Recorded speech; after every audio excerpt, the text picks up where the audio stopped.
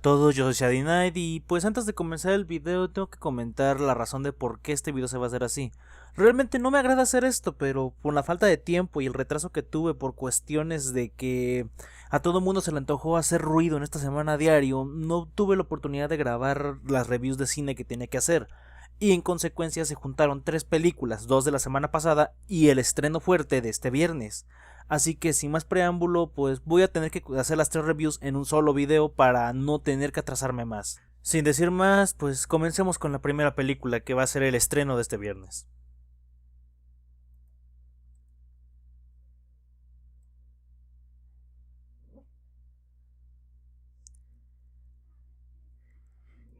Quentin Tarantino vuelve a las pantallas de cine con su octavo film, que irónicamente lleva también el número 8 dentro de su título. Los 8 más odiados parte entonces de una sencilla idea: encerrar a 8 personajes centrales durante una tormenta y con una inquietante duda que nos hace recordar a esos viejos libros de detectives en donde uno de ellos no es quien dice ser y la venganza está esperando a ser efectuada. De esta simple idea partimos con Los 8 más odiados, una película que tiene un elenco impresionante, empezando por Samuel L. Jackson, Damian Bichir, Jeff Bridges, entre muchos otros que no puedo nombrar porque son bastantes en esta cinta, que logran hacer una de las actuaciones muy amenas, muy buenas, realmente son creíbles y de las mejores que hemos visto al inicio de este año. Pero hay problemas con la cinta, aunque sea de Quentin Tarantino no es perfecta. Y aunque muchos me puedan matar por lo que voy a decir, la película se aleja demasiado de ser su mejor film, por 2 puntos importantes. Bien, de esta forma creo que voy a comenzar con las cosas negativas de esta película. El primer punto negativo que le encuentro viene siendo el problema de su banda sonora. Si bien no es mala, es muy regular y en ciertos puntos funciona bien para lo que quieren hacer, termina convirtiéndose en un patrón infinito que tarde o temprano las personas vamos a descubrir y nos van a ir matando poco a poco las sorpresas del film. Ya que cierta melodía en la película, cuando ustedes la vean lo notarán, se repite constantemente en momentos cruciales donde supuestamente va a ocurrir algo. Y eso es un problema delicado, porque si bien mucha gente puede no prestarle la atención, hay mucha gente fanática de Quentin Tarantino que va a estar atento a todo lo que esté pasando, y al escuchar la misma música una y otra vez en momentos cruciales se van a dar cuenta de que siempre anuncia que va a ocurrir un acontecimiento que va a dar un giro de tuerca a la historia. Y esto es un problema grave. El segundo problema que le encuentro es su extensa duración. 2 horas 45 minutos es 2 horas 45 minutos es excesivo para lo que trata de contarnos el film de Tarantino. Si bien el director no se ha caracterizado por hacer historias cortas, sino películas muy extensas, en esta sale sobrando mucho tiempo. Fácilmente 1 hora es completamente de relleno. Y eso es algo grave. La primera hora de la película nos hacen como una presentación definida de personajes, algunos que ni siquiera nos interesa conocer o que no van a ser explotados mucho, pero les dan su tiempo en pantalla por el simple morbo de estar haciendo que la duración crezca para que todo se vaya desarrollando. Entiendo que hay casos en que las películas necesitan que sean un desarrollo muy lento para poder dar una buena experiencia al cinéfilo, pero en este caso termina sobrando. La historia es muy sencilla, muy corta para desarrollarse en un tiempo tan extenso. La primera hora se va a base de puros diálogos, hasta eso, diálogos decentes, bien escritos, estructurados, pero que terminan enfadando mínimo a la mitad de la sala que está viendo la película. Gente que no tiene paciencia, esta película los va a poner a prueba.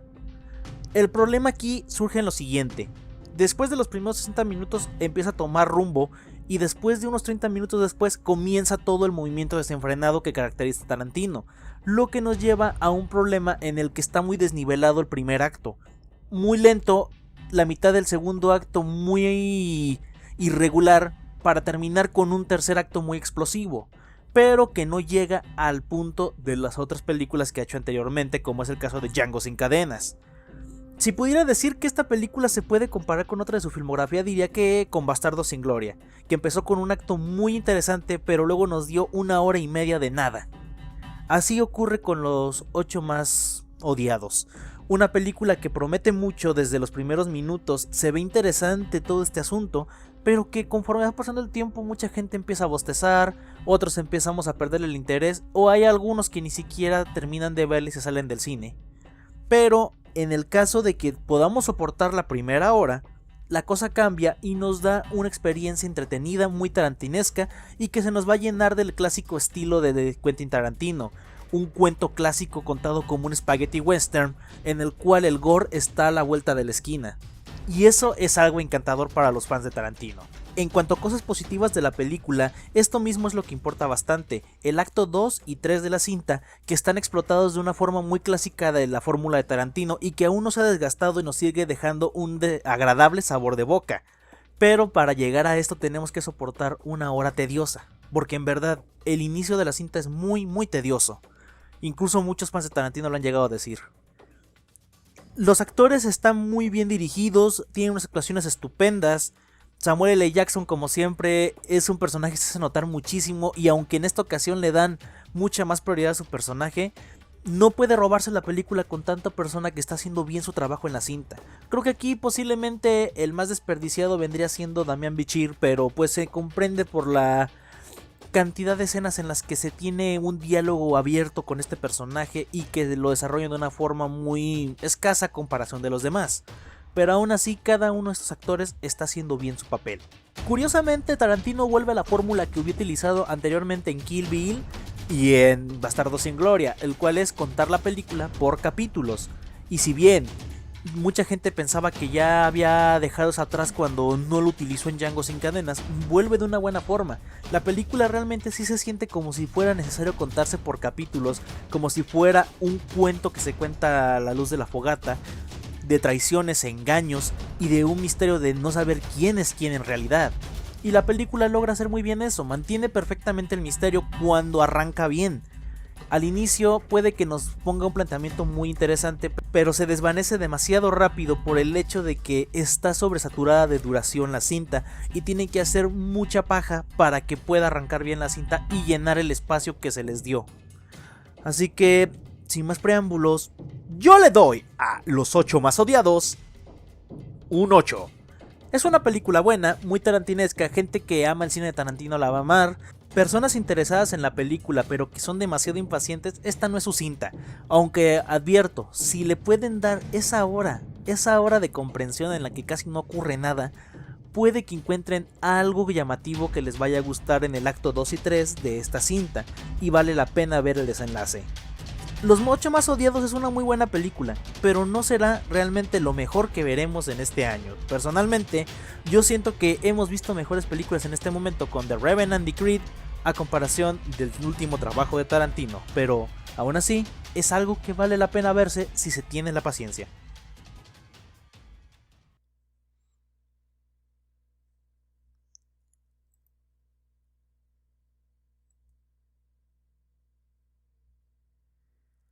La trama del niño sigue a Greta, una joven americana que está tratando de escapar de su turbulento pasado en Estados Unidos, motivo por el cual viaja a un pueblo aislado de Inglaterra para trabajar como niñera de un niño de 8 años de edad.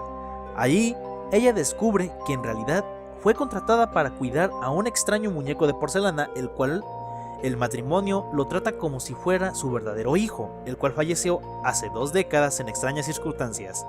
Después de que dejan a esta joven sola con el muñeco, poco a poco irán ocurriendo eventos extraños que nos harán cuestionarnos quién es en realidad Brahms y si realmente es un muñeco o hay algo más dentro de esa figura de porcelana que se hace ver tan humana.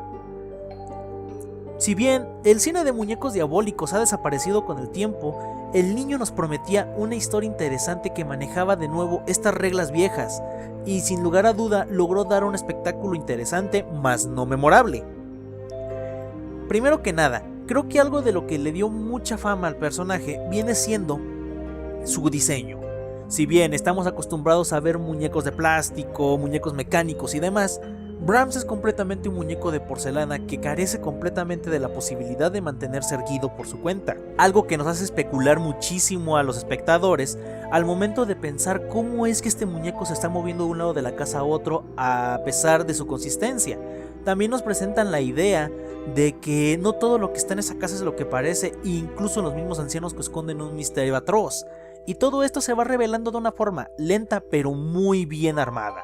Sinceramente, con 90 minutos que dura esta película, están muy bien organizados. Un primer acto que no muestra mucho, pero sí te pone en base a las reglas de lo que va a ocurrir y cómo va a suceder. Un acto 2 donde empiezan a manifestarse cosas sobrenaturales, donde empezamos a escuchar voces extrañas y en donde nos empezamos a cuestionar, ¿realmente el niño se está moviendo o es alguien el que lo está moviendo para aterrorizar a la joven niñera? Llegando a un tercer acto en el cual se nos da un plot twist completamente inesperado, o al menos en mi caso yo no lo veía venir, y eso que soy persona que ha visto tantas películas de terror que ya me venía dando una idea de cómo iba a acabar. Pero eso es lo mejor del Niño. Para los que no lo sepan, esta película es una cinta completamente independiente que le costó mucho trabajo salir a la luz, pero que logró dar una calidad mayor a lo que se ha hecho en cintas actualmente de terror, como es el caso de Actividad Paranormal, Los Marcados, cosas por el estilo. Realmente esta película, con tan poco presupuesto, logra hacer mucho más, logra darnos una especulación mayor y meternos un miedo psicológico más grande del que podrán hacer las películas found footage que han estado atiborrando el cine actualmente. Pero lamentablemente no todo está de miel sobre hojuelas en esta cinta. Si bien la duración es exacta y el guión está muy decente, hay una que otra laguna dentro del guión que nos hace preguntarnos por qué está ocurriendo esto, qué demonios pasó aquí. Y hay momentos incluso en el que nos cuestionamos por qué algunas cosas están de más en la cinta. La banda sonora no es la gran maravilla, pero tampoco es obsoleta. Acompaña bien algunos momentos, pero también hay momentos en los que simplemente está de más. Así que podría decir que la banda sonora es irregular, cosa que afecta y no tanto al mismo tiempo a la cinta, pero aún así es algo que se tiene que comentar. Las actuaciones están decentes para el género, no se ven sobreactuadas ni mucho menos falsas, pero aún así distan mucho de ser actuaciones muy armadas, muy bien llevadas. Simplemente son actuaciones decentes para una película de terror que es exactamente eso, decente. Algunos efectos especiales están muy bien ideados, mientras que otros se ven un poco falsos, pero aún así no son lo suficientemente graves para rompernos de la fantasía que nos está presentando la cinta, lo que logra llevarnos a un buen producto al final. Yo le doy al Niño un 8.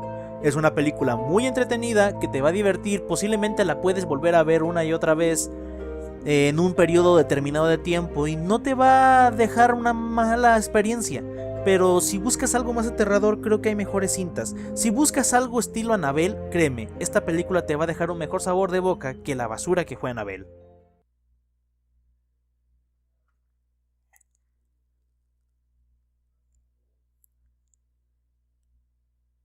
Basada en el mundial bestseller La Quinta Ola, la película nos presenta la historia de una adolescente que está tratando de sobrevivir a una invasión extraterrestre, la cual, con las denominadas olas, que son ataques masivos en lapsos cortos de tiempo, han ido erradicando a la población mundial y nos han ido quitando los medios de defensa tecnológicos que tenemos para pelear contra ellos. Y es aquí de donde parte la idea del viaje de Casey, la protagonista interpretada por Chloe Moretz, que muchos la vamos a recordar por haber aparecido como Hit Girl en las películas de Kick-Ass.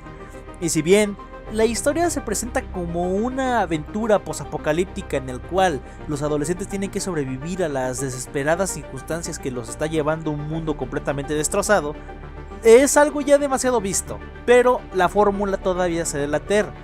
El caso que tuvo Maze Runner con sus películas demuestran que todavía hay formas de hacer funcionar esta fórmula juvenil, pero lamentablemente en La Quinta Ola no ocurre. El primer acto del film nos cuenta cómo ha ocurrido todo esto, qué es lo que ha llevado a que la humanidad esté a un punto tan crítico en el cual la única forma de sobrevivir es por medio de campamentos en zonas boscosas.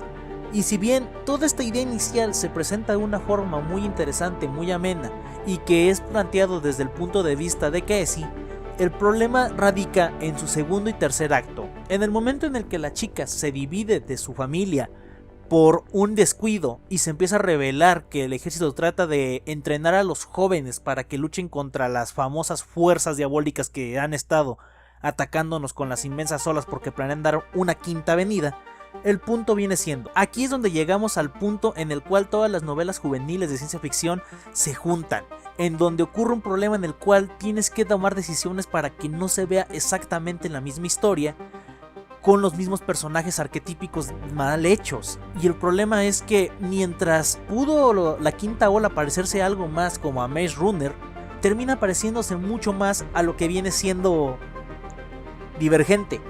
Y ese es un problema enorme.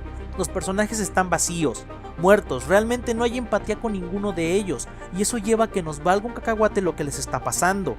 Los efectos especiales están bien, es un punto muy positivo, pero efectos especiales no salvan esta película en el cual la acción es casi nula y donde la interacción entre personajes es lo que más importa, porque a final de cuentas esta primera historia es todo un planteamiento para crear una nueva trilogía que trata de ocupar el lugar de los Juegos del Hambre.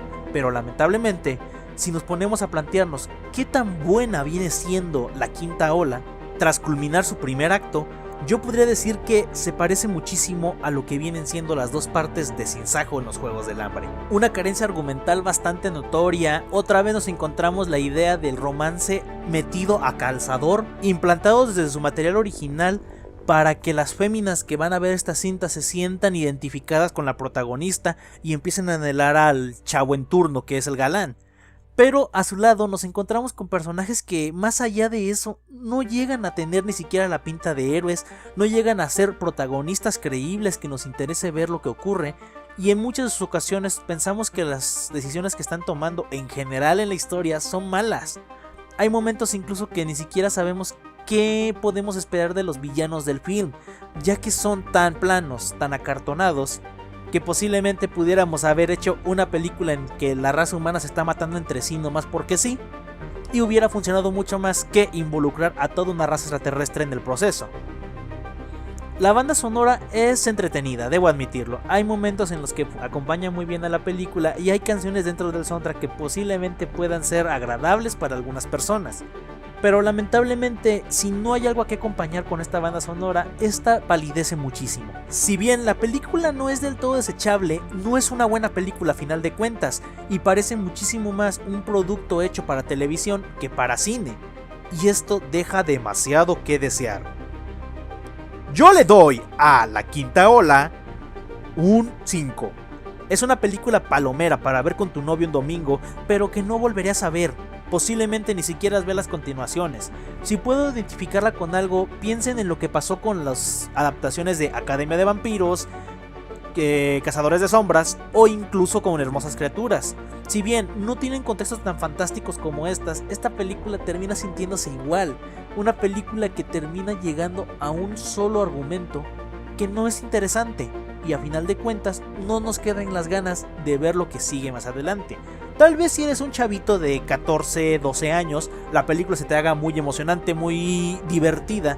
Pero si eres alguien que ya está un poco más crecido y va a ver este producto, vas a llevarte bostezos de vez en cuando, o por el amor de Dios, ¿qué están pasando aquí? O simplemente vas a estar jugando con el celular en vez de ponerle atención todo el tiempo a la película. Si tienen la oportunidad de no verla, no la vean. Bueno, yo soy Shady Knight, nos vemos la siguiente semana para hablar de Deadpool.